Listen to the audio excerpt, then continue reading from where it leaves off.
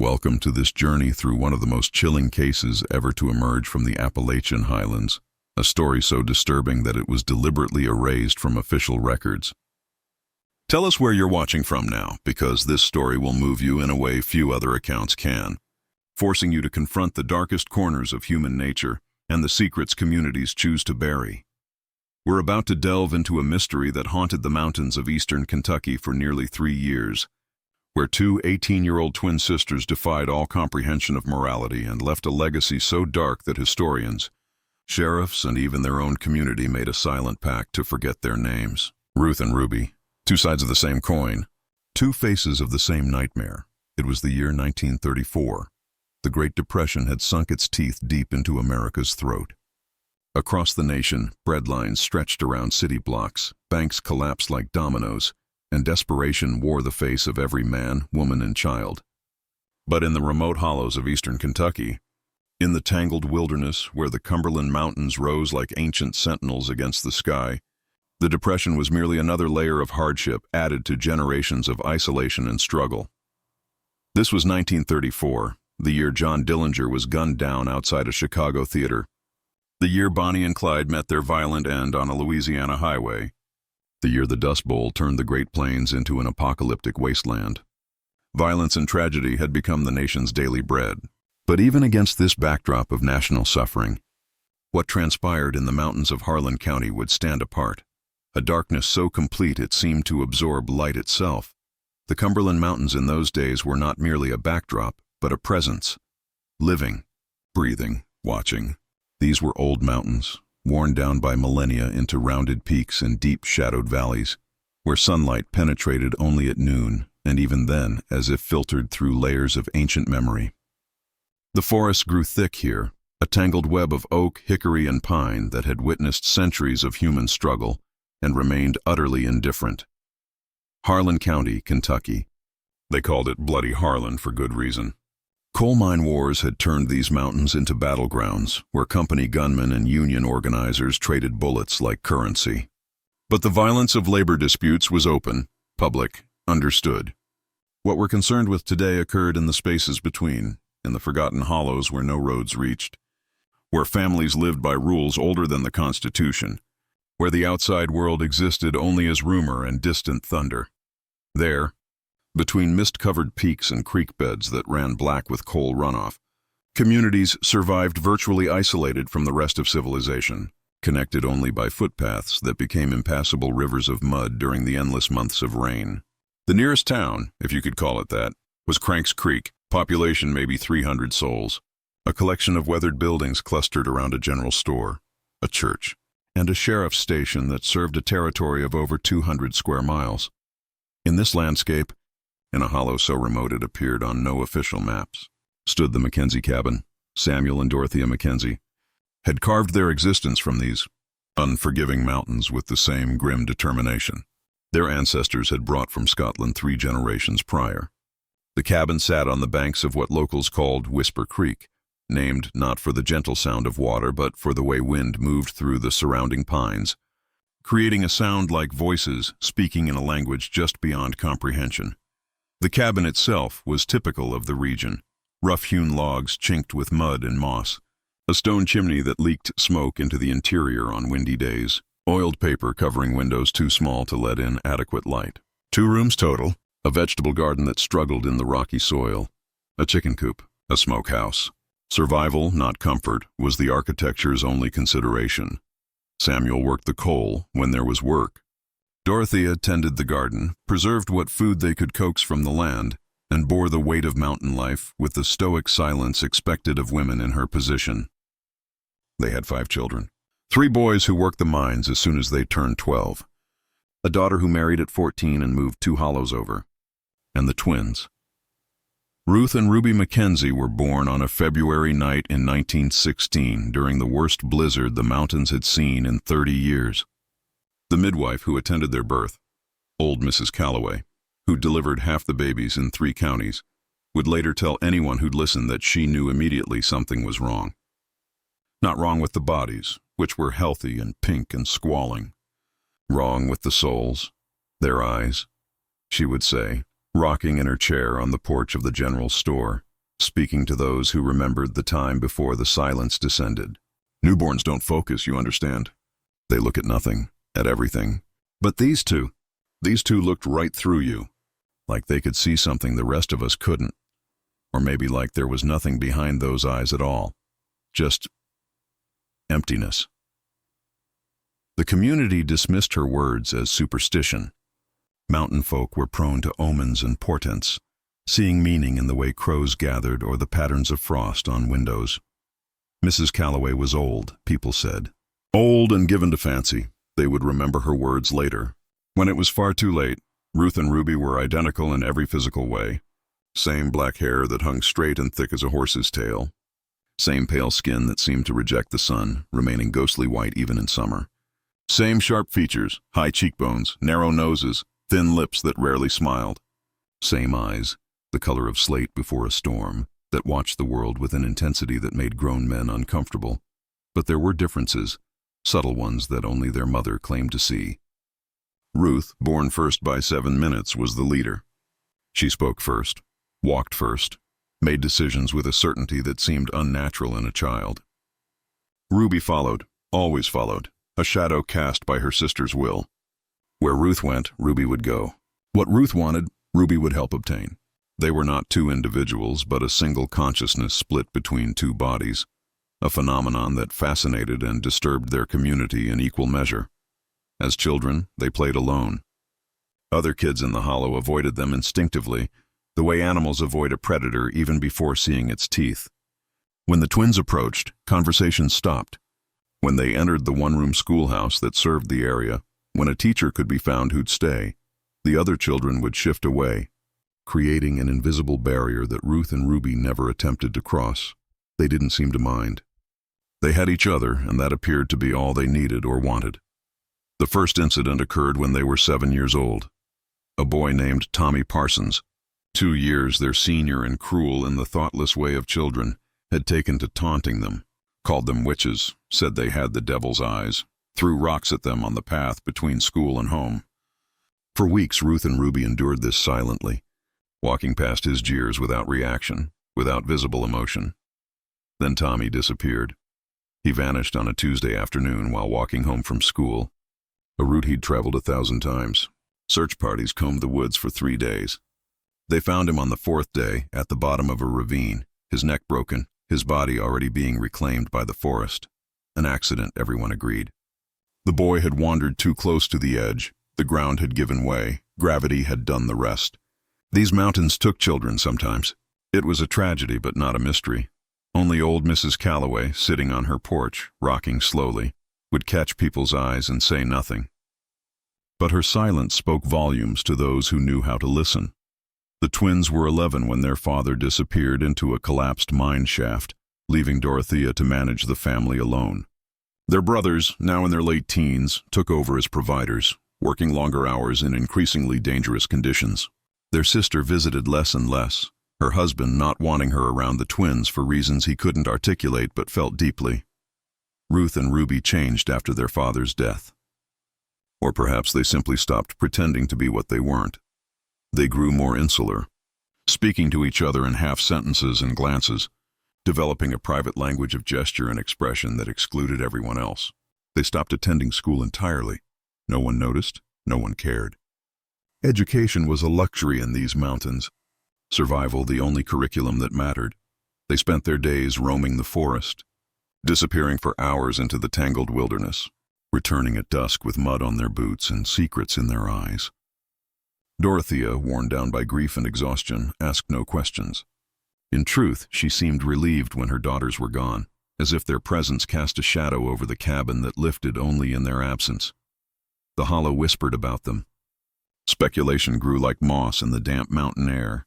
Some said they practiced dark arts learned from books hidden in their room. Others claimed they communed with spirits in the deep woods where the old Cherokee burial grounds lay forgotten and avoided. A few swore they'd seen the twins standing motionless in the forest at night, hands clasped, staring at nothing for hours. But whispers were all they remained. In a community that valued privacy above nearly everything else, where asking questions about your neighbor's business was considered a grave insult, Speculation never hardened into accusation. Not until the disappearances began. Martha Henderson was 16 years old when she vanished in the summer of 1933. She was walking to the general store in Cranks Creek, a journey of about 4 miles from her family's cabin, a trip she'd made countless times before. Her mother expected her back by supper. When darkness fell and Martha hadn't returned, her father and brothers took lanterns and retraced her path. They found her basket beside the trail, its contents scattered, eggs broken, their yolks soaked into the dirt, a loaf of bread half eaten by animals, a letter she'd been meant to post, the envelope now damp with dew. But no Martha. No signs of struggle. No blood, no torn clothing, no indication of what had happened. She had simply ceased to exist. The Henderson family searched for weeks. Neighbors joined them, men who knew these mountains like the lines on their own palms, trackers who could follow a deer's trail through snow 3 days old. They found nothing. The forest had swallowed Martha Henderson whole and left no evidence of the consumption. "These mountains take people sometimes," Sheriff Cole Hargrove said, standing in the Hendersons' cramped cabin, his hat in his hands, his face showing the exhaustion of a man who'd spent 17 days searching impossible terrain. "I've seen it before. A person steps wrong, falls into a sinkhole, gets covered by leaves. The earth just takes them back." It was the kind of explanation that satisfied no one but had to be accepted because the alternative, that something or someone had deliberately taken Martha, was too terrible to contemplate. The case was filed as a missing person, presumed dead by misadventure. Life, such as it was, continued. The twins were seen near the trail that day. Several witnesses would later recall, much later when memory and fear had intertwined, seeing Ruth and Ruby sitting on a fallen log about a mile from where Martha's basket was found. Just sitting, watching, waiting. But watching for what? Waiting for whom? These questions weren't asked at the time. The twins were an oddity, yes, but oddity wasn't criminality. And in a community where everyone knew everyone else's business, where secrets were currency and privacy was sacred, pointing fingers without evidence was a cardinal sin. 3 months passed. Autumn painted the mountains in shades of rust and gold. The Henderson family's grief settled into the dull ache of unresolved loss. And then Daniel Cotter disappeared.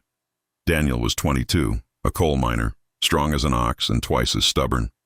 He left his boarding house in Cranks Creek one Saturday evening, told his roommate he was going for a walk, said he'd be back before dark.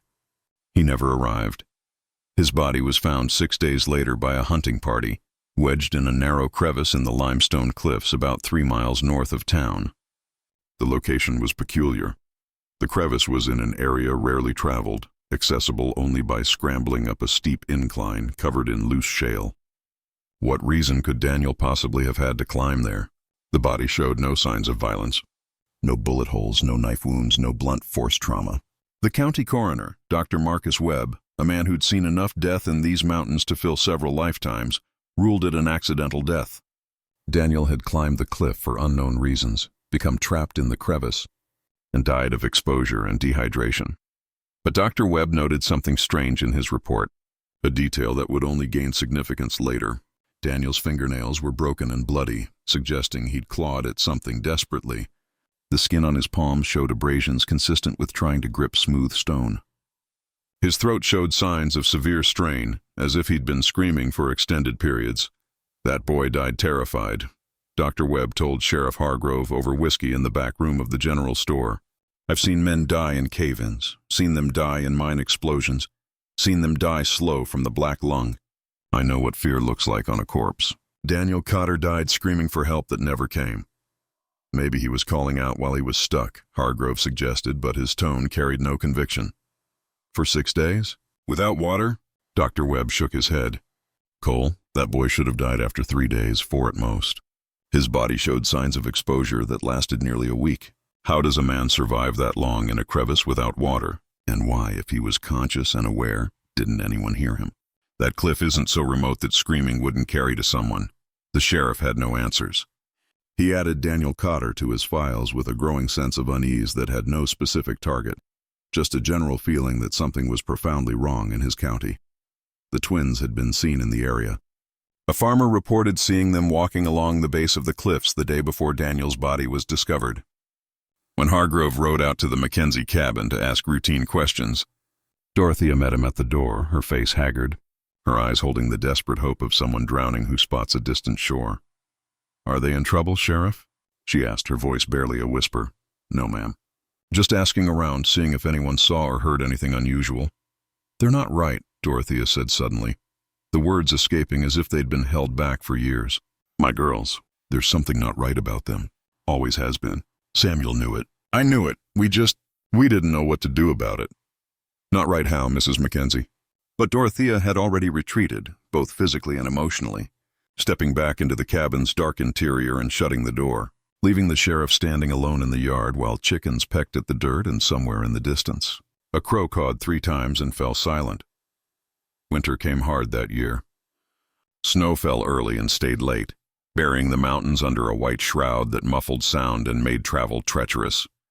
The disappearances stopped, not because whatever was causing them had ceased, but because people simply didn't travel during those frozen months. They stayed in their cabins, burned their wood, rationed their food, and waited for spring. It was during this frozen pause that Sheriff Hargrove began to see the pattern. Sitting in his office, reviewing his files by lamplight while wind howled outside like something alive and hungry, he laid out the facts. Martha Henderson, 16, vanished in summer. Basket found, body never recovered. Daniel Cotter, 22, found dead in impossible location. Died terrified, but there were others, he realized. Others he'd dismissed as accidents or misadventures. Going back through 3 years of records, he found them. Tommy Parsons, age 9, died in a fall 11 years prior. The twins were 7. Catherine Wells, age 14, vanished 2 years ago during berry picking season. Never found. Joseph Mackenzie, the twins' own brother, died in a mine collapse that investigators said shouldn't have happened, that the support beams seemed to have been deliberately weakened. The twins were 15. Samuel Mackenzie, their father, died in another mine accident 6 months after Joseph.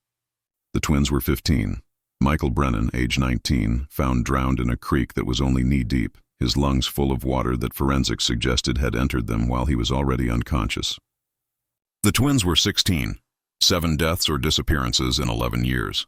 7 incidents that on their own meant nothing but together formed a picture that made Hargrove's blood run cold.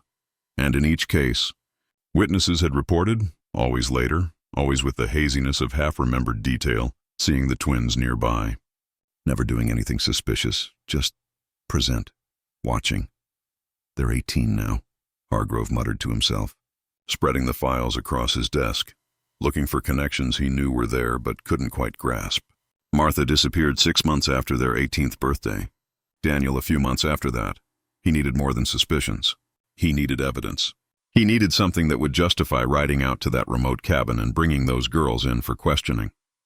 Because if he was wrong, if he was letting superstition and community whispers guide his badge, he'd destroy what little credibility law enforcement had in these mountains.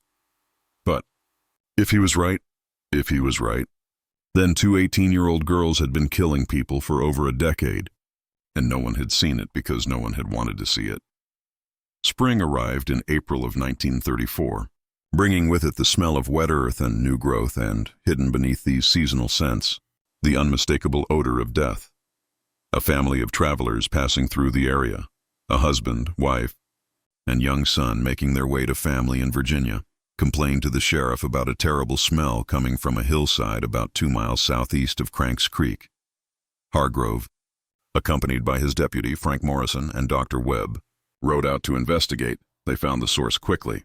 A shallow cave, more of an overhang really, carved into the limestone by centuries of water erosion. The smell emanating from within was overwhelming, a physical presence that made strong men gag and stumble backward. "Jesus Christ," Morrison whispered, covering his nose and mouth with his bandana. Inside the cave, they found what remained of Martha Henderson. Her body had been there for 9 months, through summer heat and winter freeze, and nature had taken its course. But certain facts were still evident. Her hands were bound behind her back with rope. Her ankles showed signs of having been shackled to the cave wall, rust marks on the stone, abraded skin still visible on the bones. And her position curled in the deepest recess of the shallow cave suggested she had been alive when placed there, conscious enough to crawl as far from the entrance as possible, seeking an escape that didn't exist. She died slow, Dr. Webb said, his medical detachment failing him, his voice cracking. Starvation, exposure, dehydration. She could have lasted. Christ, she could have lasted 2 weeks like this. Maybe more. The cave was less than 2 miles from the Mackenzie cabin. A direct path through the woods would bring you from one to the other in 30 minutes. Hargrove stood at the cave entrance, looking at the body, looking at the path through the trees, looking at the pieces of a puzzle that were finally, horrifically, clicking into place. "Frank," he said quietly, "ride back to town.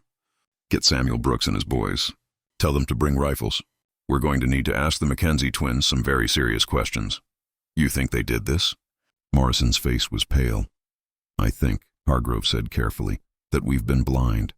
And I think a lot of people are dead because of it. They searched for 2 days before approaching the Mackenzie cabin." Hargrove wanted evidence, wanted to build a case that couldn't be dismissed as circumstantial or superstitious. With 6 men and 2 tracking dogs, they scoured a 5-mile radius around the cave where Martha had been found. What they discovered would haunt every man present for the rest of his life. 3 more caves. 3 more bodies. The first held Catherine Wells, the 14-year-old who disappeared while picking berries 2 years prior. Like Martha, her hands had been bound, her ankle shackled. Unlike Martha, Catherine showed evidence of repeated trauma, broken fingers that had healed badly, ribs that had been fractured and mended, scars on her arms that Dr. Webb identified as defensive wounds. She hadn't died quickly. She'd survived for weeks, maybe months in that dark hole, and someone had visited her regularly to torture her, to feed her just enough to keep her alive. The evidence suggested both. The second cave was empty, but signs of recent occupation were evident. Rope fragments, shackle marks on the stone, dried blood, and scratched into the wall in desperate, uneven letters, "Help me, please God." The third cave held Michael Brennan, the 19-year-old who'd supposedly drowned. His body told a different story than the official report. Yes, his lungs were full of water, but his wrists showed ligature marks. His skull showed a fracture consistent with blunt force trauma. He'd been knocked unconscious, taken to the cave, and then at some point, drowned deliberately, likely by having water poured down his throat while he was restrained and unable to resist.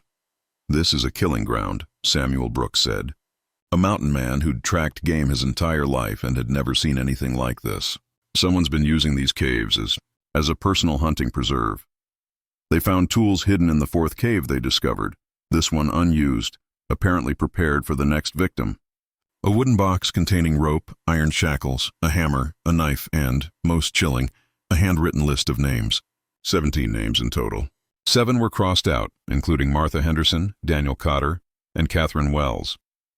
The remaining 10 names included residents of Cranks Creek and surrounding hollows, people who were still alive, people who had no idea they were being hunted.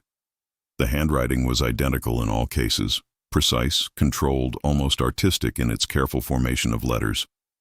2 sets of initials appeared at the bottom of the list, RM and RM Ruth Mackenzie. "Ruby Mackenzie. We go now," Hargrove said, his jaw set, his hand resting on his revolver. "No more waiting, no more gathering evidence. Those girls are planning more killing, and I'll be damned if I let it happen." They arrived at the Mackenzie cabin at dawn on the 3rd day of their search. 6 armed men, approaching slowly, weapons drawn but not aimed, ready for anything but hoping for nothing. Dorothea met them in the yard. She looked like she'd aged 20 years since Hargrove had seen her last. Her hair had gone completely white. Her body seemed to have folded in on itself, as if the weight of some terrible knowledge had physically compressed her spine. "You found them," she said. Not a question.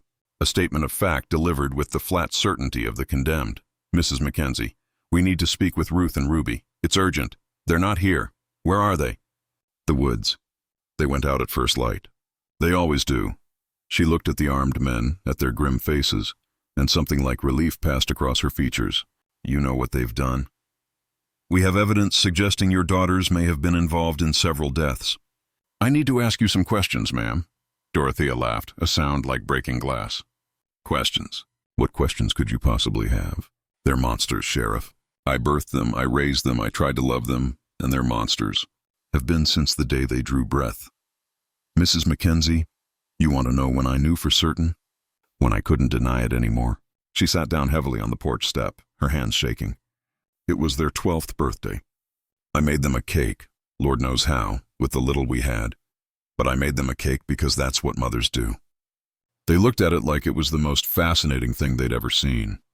Then Ruth, it was always Ruth first, she said, "Mother, why do you pretend to love us?" Just like that. Calm as asking about the weather. The men stood silent, transfixed by this confession spilling out like poison from a lanced wound. I said I wasn't pretending, that I did love them, and Ruby laughed. That was worse than Ruth's question, that laugh. She said, "We know what love looks like, Mother. We've watched it. We've studied it. What you feel for us isn't love. It's fear. It's always been fear." And she was right. God help me, she was right. Did you know they were hurting people? Hargrove asked gently. I suspected. I tried not to know. What was I supposed to do? They're my daughters, my flesh and blood. Who do you tell when your own children are? What they are?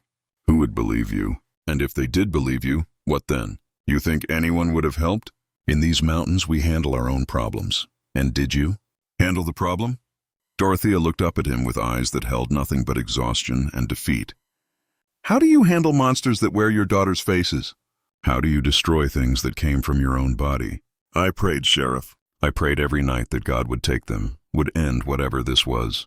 But God doesn't answer those kinds of prayers. Or maybe he does, and this, you, here now, maybe this is the answer. From the forest came a sound. Singing. Two voices in perfect harmony, carrying across the morning air like something from a dream or a nightmare. Impossible to distinguish which. The twins were coming home. Ruth and Ruby emerged from the tree line like specters, moving with an eerie synchronization that made them seem less like two individuals and more like mirror images temporarily separated. They stopped when they saw the armed men in their yard, stopped and tilted their heads in unison, expressions curious but unconcerned. "Sheriff Hargrove," Ruth said, her voice clear and emotionless. "This is unexpected. Have you come to arrest us?" The directness of the question caught everyone off guard. Hargrove recovered first. "I need you both to come with me. I have questions about several missing persons cases." "Missing persons?" Ruby echoed, and something that might have been amusement flickered across her face. "How delicate. Is that what we're calling them?" "Ruby, don't," Dorothea said from the porch, her voice breaking. "Don't what, Mother?" "Tell the truth. Isn't that what he's here for?" "The truth?" Ruth took a step forward, and 3 rifles immediately raised to track her movement. She stopped, raising her hands in a gesture of mock surrender. "Easy, gentlemen. We're not armed. We're not dangerous." A pause. "Well, not at this moment, anyway." "Ruth Mackenzie, Ruby Mackenzie," Hargrove said formally. "I'm placing you both under arrest on suspicion of murder. You have the right to remain silent." "Oh, but we don't want to remain silent," Ruby interrupted. "We've been silent for so long." "Haven't we, Ruth?" "So long," Ruth agreed. "And it's been exhausting, pretending to be something we're not. Pretending to be human." The forest seemed to hold its breath. Even the birds had stopped singing. "We know about the caves," Hargrove said. "We found Martha Henderson, Catherine Wells, Michael Brennan. We found your list, did you?" Ruth's smile was radiant and terrible. "How thorough of you. Did you find all of them, I wonder? Or are there still surprises waiting in the dark places?" "Jesus Christ," Frank Morrison whispered. "They're confessing. Why would we deny it?" Ruby asked, genuinely curious. "You have evidence. You have bodies. And honestly, we're rather proud of the work. It took planning, Sheriff. Patience. Understanding of human nature and human weakness. We've been conducting experiments in a way." "Experiments?" Dr. Webb's voice was strangled. "Into the nature of suffering," Ruth explained, as if discussing a school project. "How long different people last under identical conditions. How fear manifests in various personality types. Whether hope persists even when there's no rational basis for it. Fascinating questions, really, with fascinating answers." "You murdered children," Samuel Brooks said, his rifle trained on Ruth's chest. "You tortured people. Kept them in caves like animals." "Animals," Ruby mused. "That's what they were, though. What we all are. Humans like to pretend they're special, that they're somehow separate from the natural order. But strip away civilization, strip away food, water, light, hope, and what's left? Just an animal in a cage, making animal sounds, dying an animal death." "That's enough," Hargrove said. "Both of you, hands behind your backs. Frank, get the irons." "One question first," Ruth said, and something in her tone made everyone freeze. "Why do you think it took you so long to find us? Years of disappearances, years of deaths, and only now do you arrive with your weapons and your righteousness. Why is that?" No one answered. "Because you didn't want to see," Ruby answered for them. "Because we're young and female, and that doesn't fit your understanding of what evil looks like. Because in these mountains, strange things happen all the time, and it's easier to blame the mountains than to blame the monsters living among you. Because we're your daughters, your neighbors, your children, and who wants to believe that evil can wear such innocent faces?" "Who wants to believe," Ruth continued, the twins speaking almost as one entity, "that they've been living next to predators all along and never noticed? That their children played near our cabin? That they smiled and nodded when they passed us on the trail? That every time they dismissed their suspicions, every time they chose comfort over truth, they were allowing more deaths? That makes you complicit, doesn't it? That makes you responsible." "You're responsible for your own actions," Hargrove said, but his voice lacked its earlier certainty. "No one else." "If you say so, Sheriff." Ruth extended her wrists willingly. "We'll come quietly. We've done what we set out to do. We've proven what we wanted to prove." "Which is what?" Dr. Webb asked, unable to stop himself. The twins smiled identical smiles, and their eyes held an emptiness that was somehow worse than hatred or madness would have been. "That there's no God," they said in unison. "That mercy is a lie we tell ourselves to sleep at night. That the universe is cold and dark and utterly without meaning, and that we're the only honest things in it." The arrest of Ruth and Ruby Mackenzie sent shockwaves through Harlan County and beyond. News traveled slowly in those mountains, but when it did travel, it carried the weight of mythology. By the time the story reached Lexington, then Louisville, then spilled across state lines into Tennessee and Virginia, it had been embellished and distorted into something almost supernatural. But the truth needed no embellishment. The truth was terrible enough on its own. "Sheriff," Hargrove's team spent 3 weeks searching the mountains around Cranks Creek.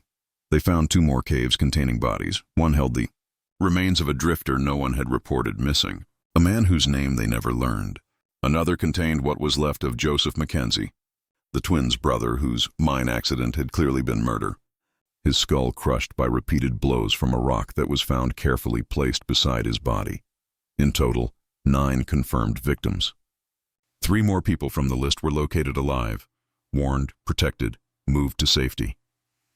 The investigation revealed a pattern of predation that had begun when the twins were barely old enough to understand the permanence of death and had continued, escalating for over a decade.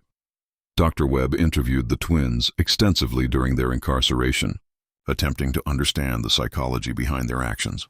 What he found disturbed him more than the crimes themselves. Complete emotional flatness, inability to conceive of others as anything more than objects, and a shared delusion, or was it a delusion?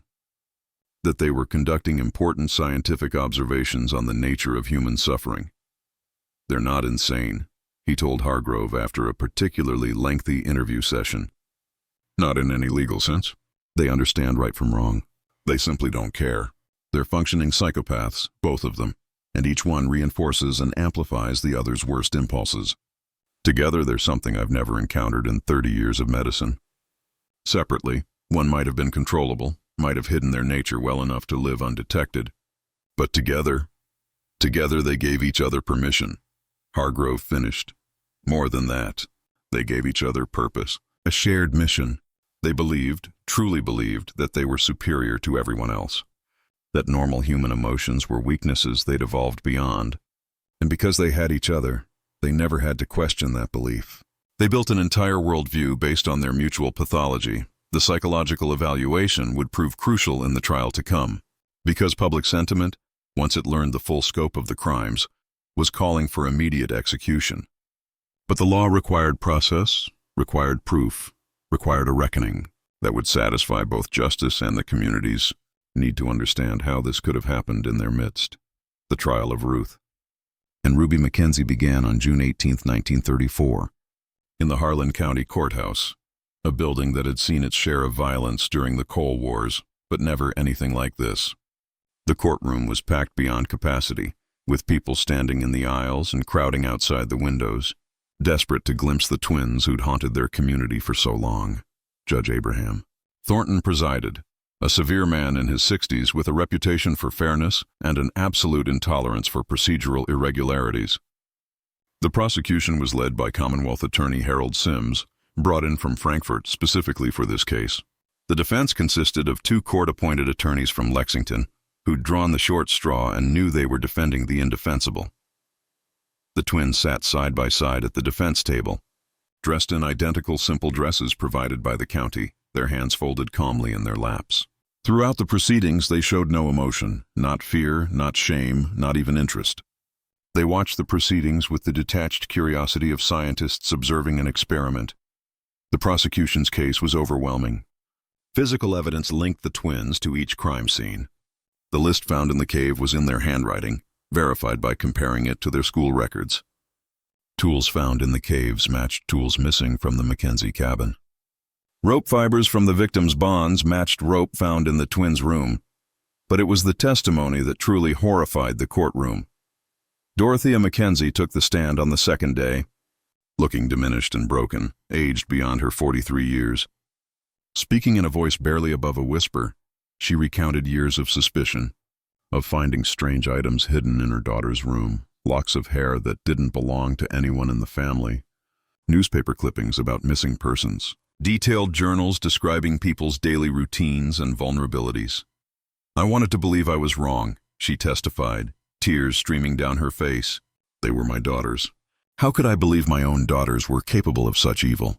So I told myself I was imagining things, that I was being paranoid, that there were innocent explanations for everything I found." "When did you become certain?" Sims asked gently, the day Sheriff Hargrove came to arrest them. The way they confessed so calmly, like they were proud of what they'd done. "That's when I knew that everything I'd feared, everything I'd tried not to see was real. And worse." The defense attempted to argue that Dorothea was an unreliable witness, traumatized and seeking to shift blame from her own failures as a parent. But her testimony aligned too perfectly with physical evidence to be dismissed.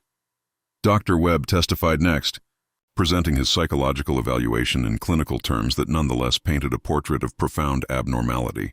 He explained the concept of shared psychosis, how two individuals with similar pathologies could reinforce each other's delusions and create a feedback loop of escalating antisocial behavior.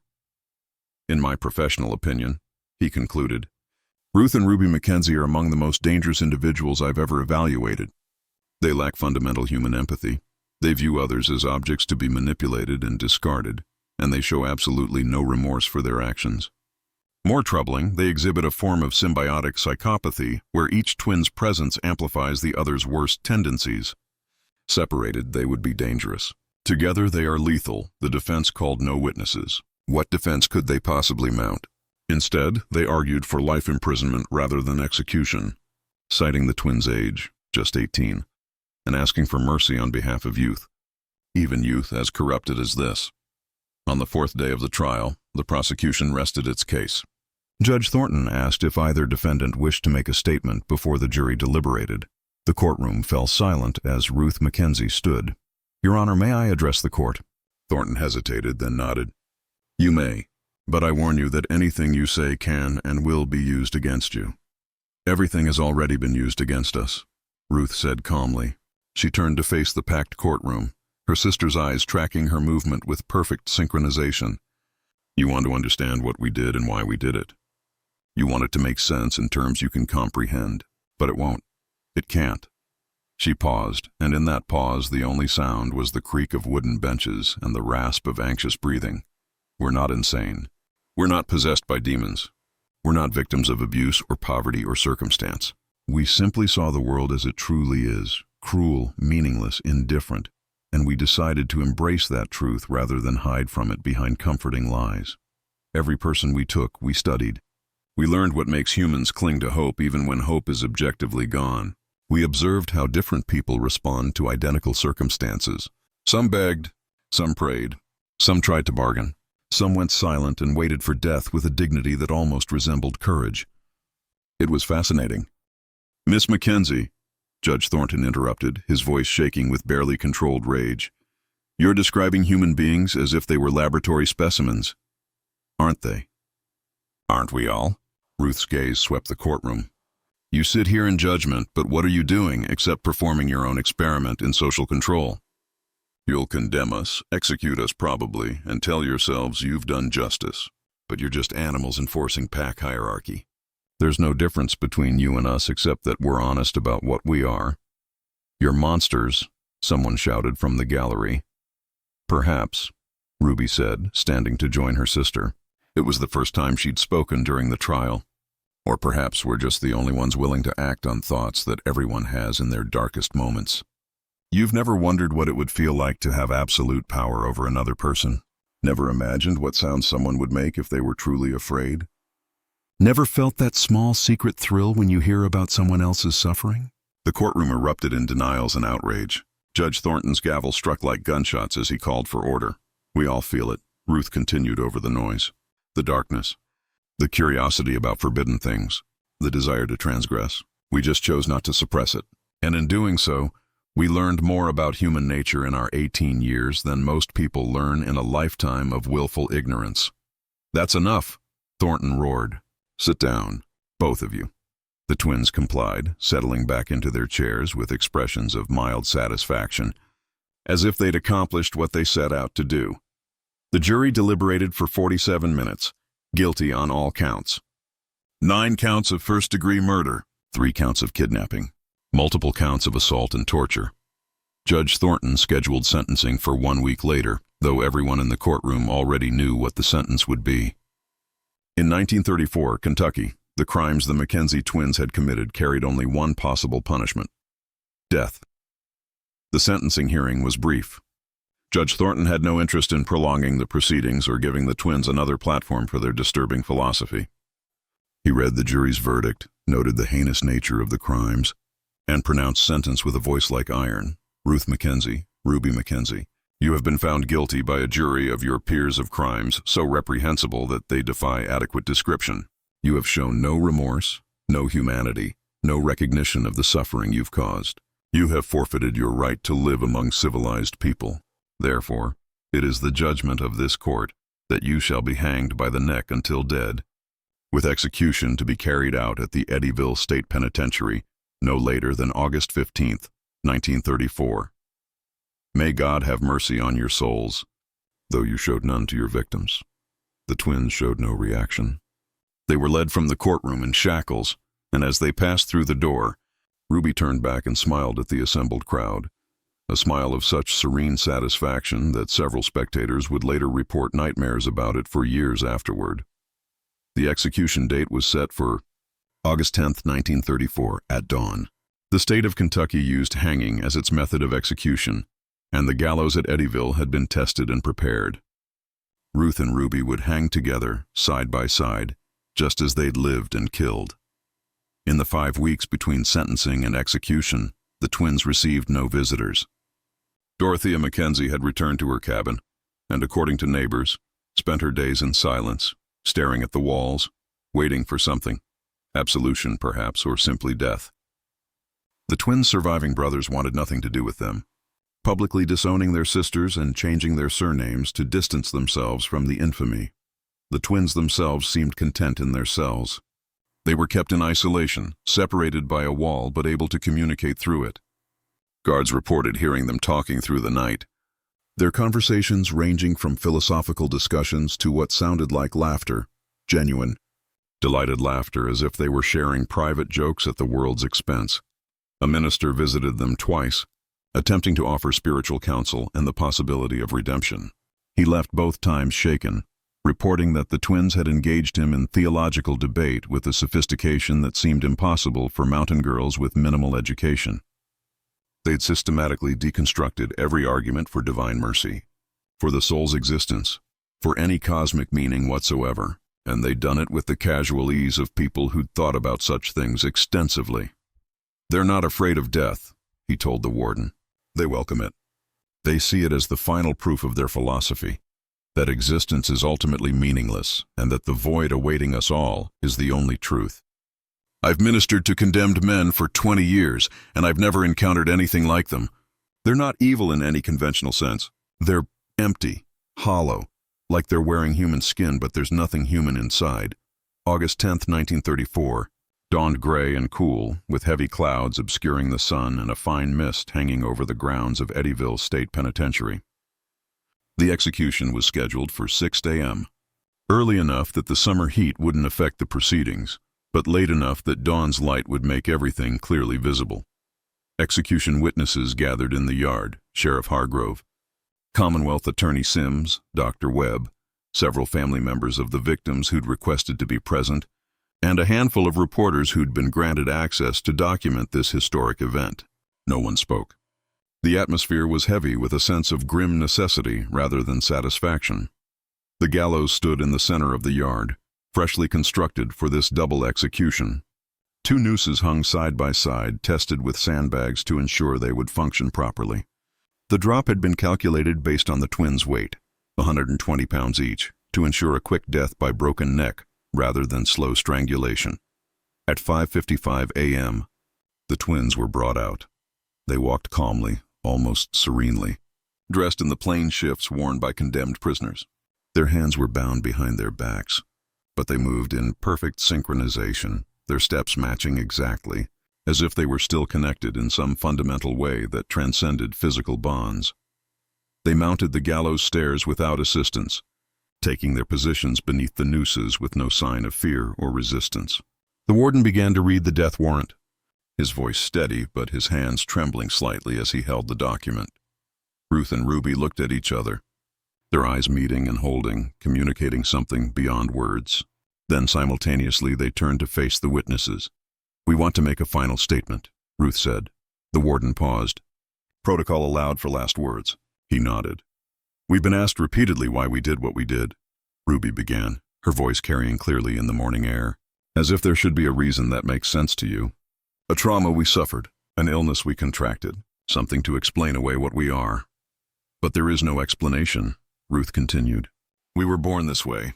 From our first conscious moments, we looked at the world and saw it clearly, saw the pretense, the self-deception, the desperate need to believe in meaning where none exists.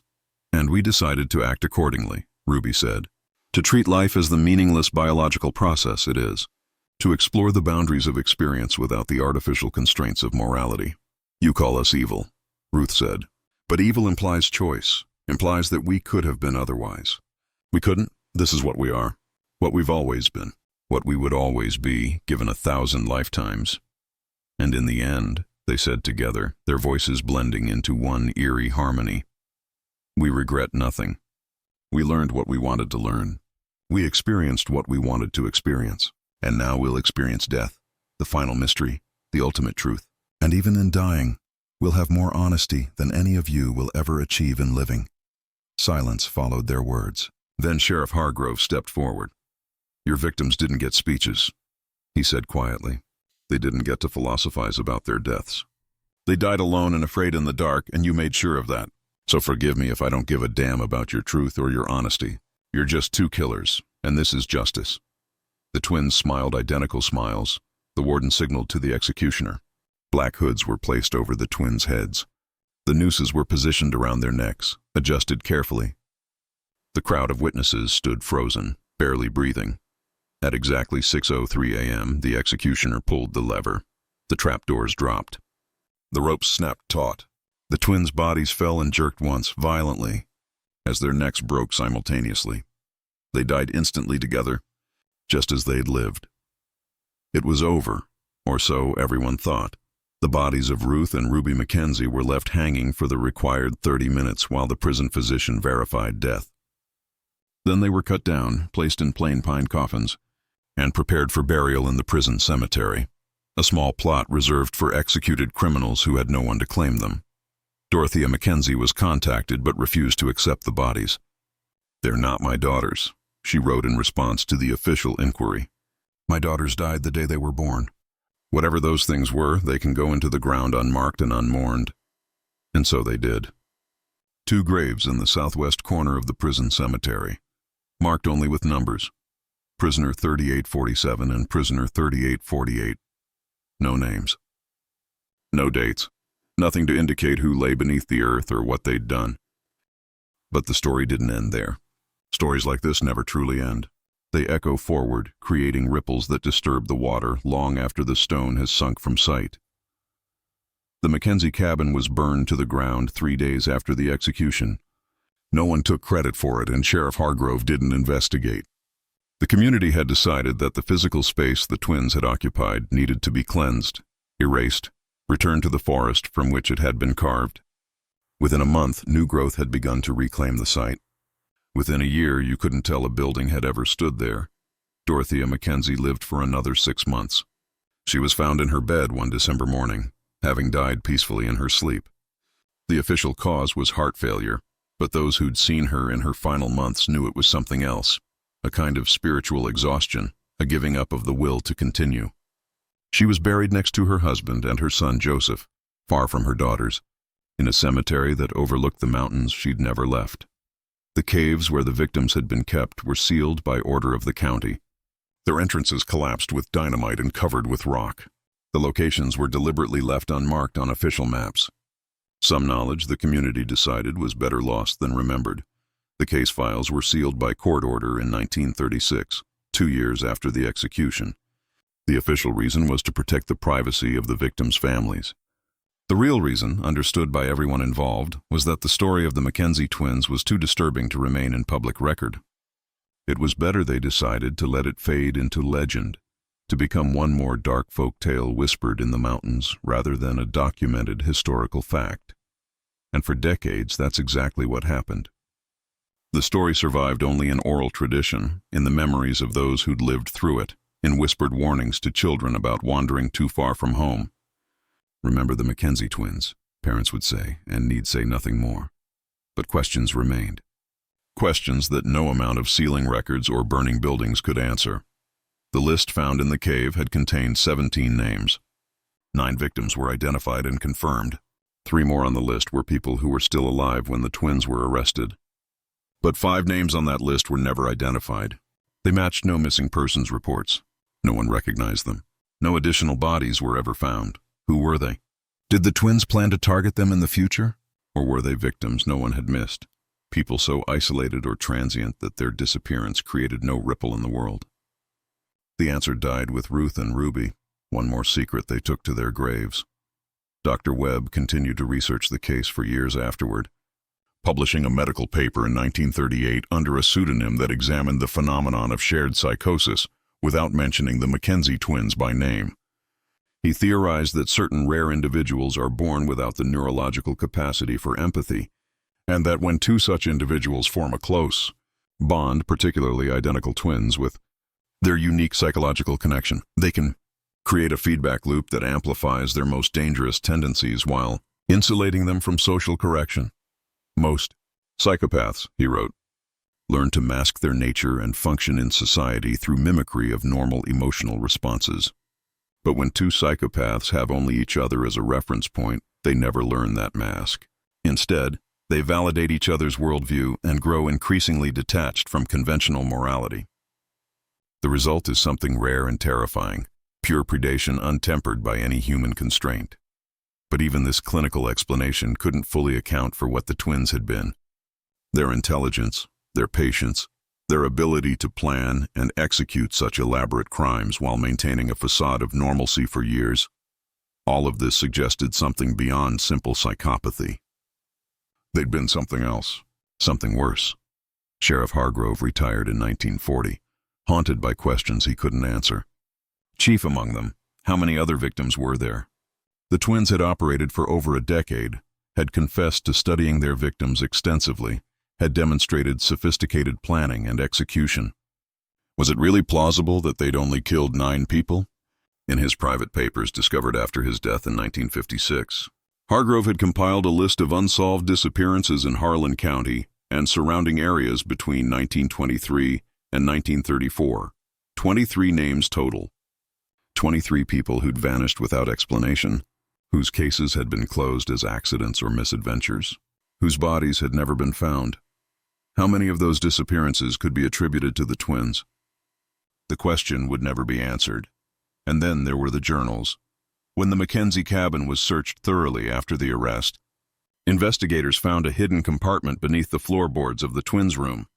Inside were 17 journals, handmade from scrap paper sewn together with rough thread, filled with dense handwriting in the twins' precise script. Word count: 10,000. The journals were entered into evidence during the trial, but were only excerpted, not read in full. After the execution, they were sealed with the rest of the case files. In 1987, when a researcher attempted to access them for a book on Appalachian crime, he discovered that the journals had been removed from the sealed files. No record existed of who had taken them or when. They had simply vanished. But those who'd read them before they disappeared, the prosecutors, the judge, a handful of investigators, would never discuss their contents in detail. They would only say that the journals revealed a level of premeditation and psychological sophistication that was difficult to reconcile with the twins' age and background. One investigator, in a private letter to a colleague written in 1940, described them as the most disturbing documents I've ever encountered. They read like scientific papers written by someone with no conception of human value. Every entry details observations about victim behavior, hypotheses about pain thresholds and psychological breaking points, conclusions drawn from repeated experiments.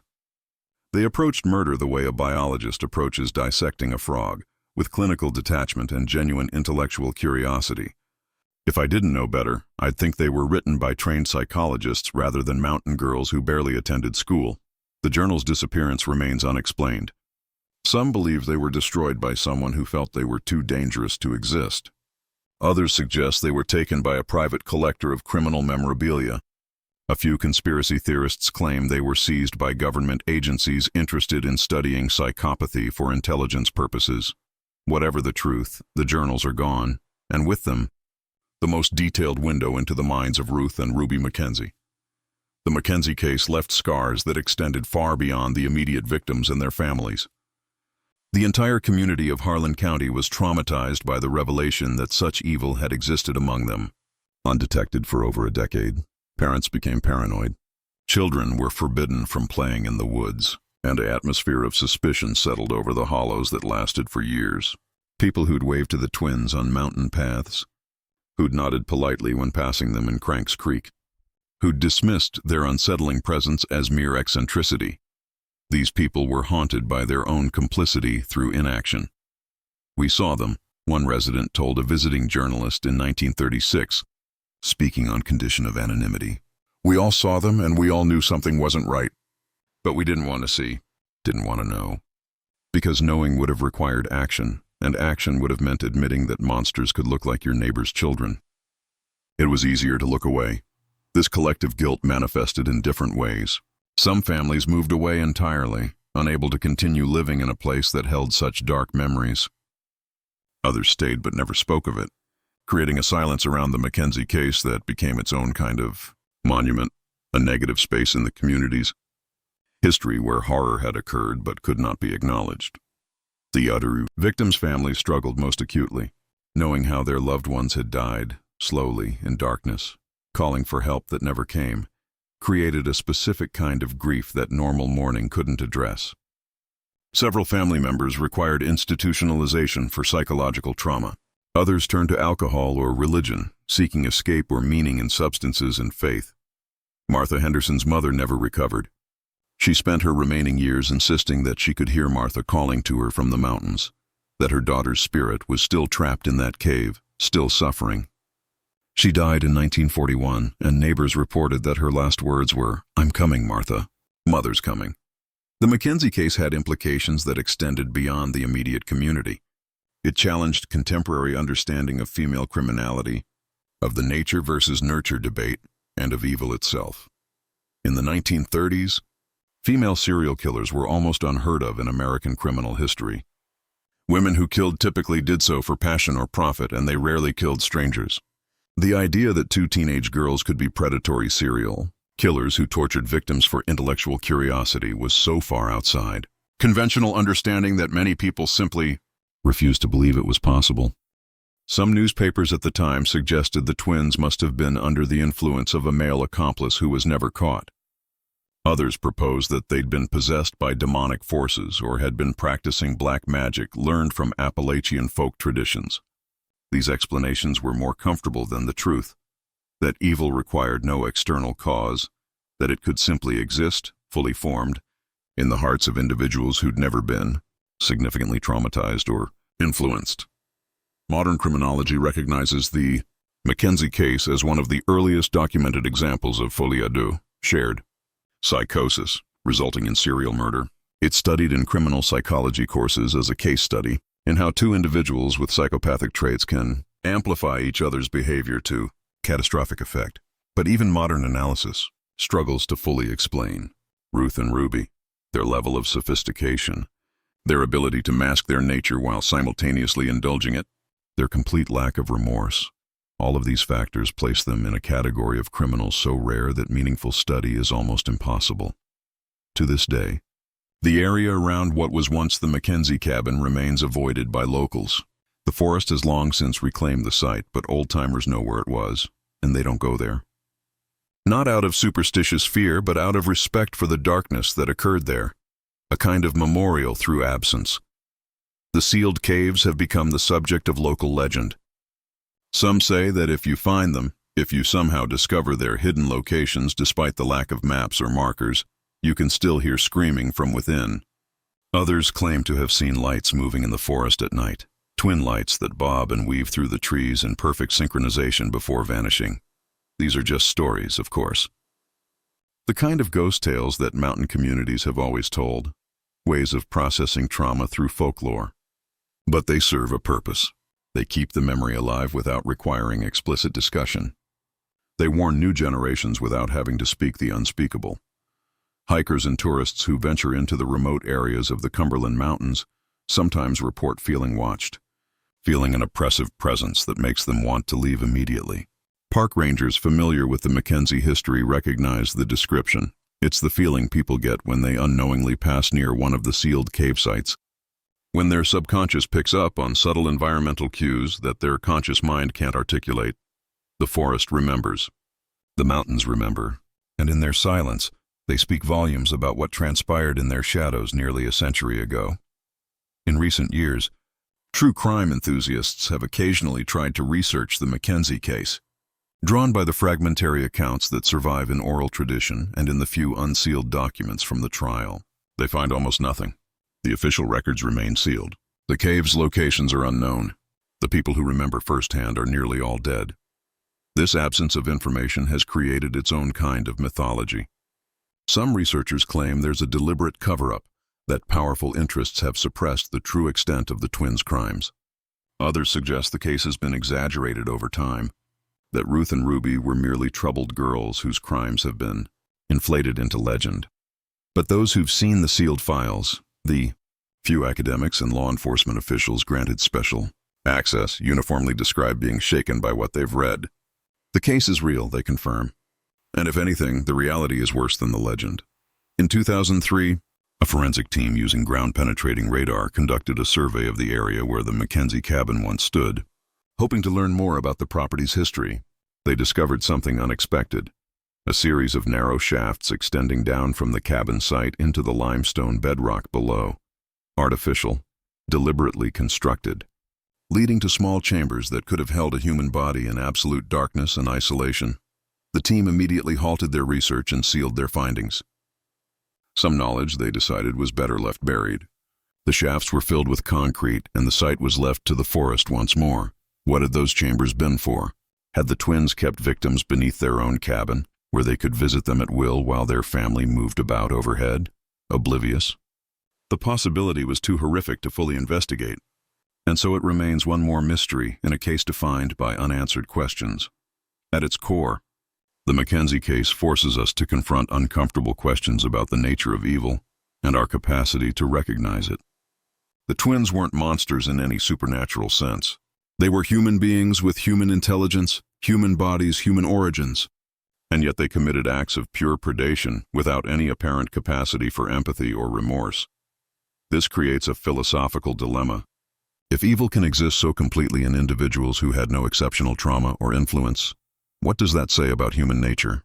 Are we all capable of such acts, restrained only by social conditioning and fear of consequences? Or are some people simply born without the neurological foundation for moral behavior? Dr. Webb grappled with these questions for the rest of his life. In his final journal entry written shortly before his death in 1967, he wrote, "I've spent 30 years trying to understand Ruth and Ruby Mackenzie, and I'm no closer to answers than I was in 1934. They were intelligent, articulate, capable of planning and deception, in every way functional human beings except for one critical absence. They lacked the fundamental capacity to recognize others as beings like themselves, deserving of consideration and mercy. And because they lacked this, because this capacity was simply absent from their psychological makeup, they could commit acts that most of us can't even imagine without overwhelming horror. They weren't struggling against their nature. They were expressing it, and that's what makes them so terrifying. Not that they became monsters, but that they were born as something that could never be anything else." The story of Ruth and Ruby Mackenzie remains a disturbing reminder that evil doesn't always announce itself with obvious signs.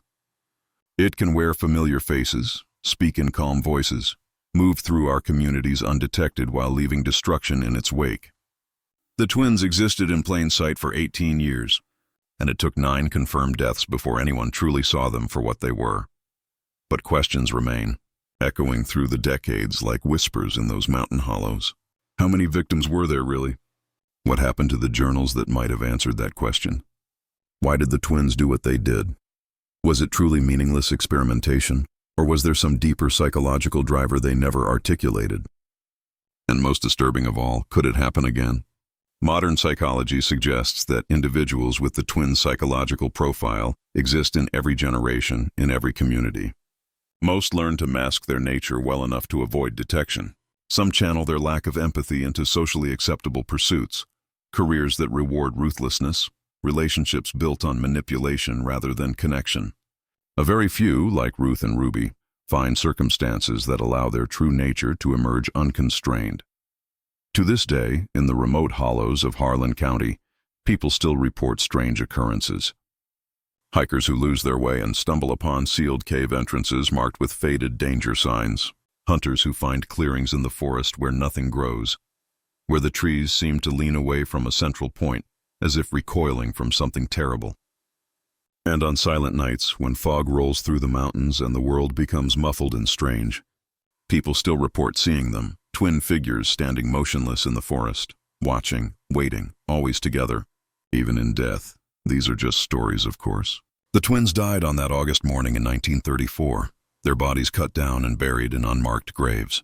Whatever they were, whatever made them capable of such cruelty, it ended when the trapdoor fell and the rope snapped taut.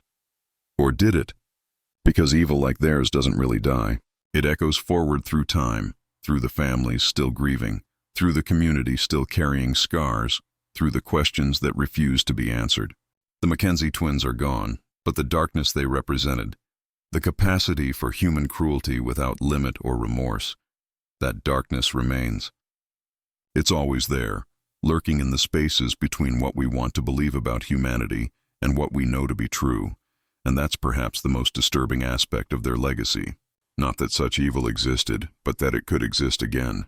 That somewhere, in some community, in some family, there might be another Ruth, another Ruby, 2 individuals whose wires are crossed in just the wrong way, who find in each other permission and purpose, who look at the world through eyes that see only objects to manipulate and opportunities to indulge dark curiosities. The mountains keep their secrets.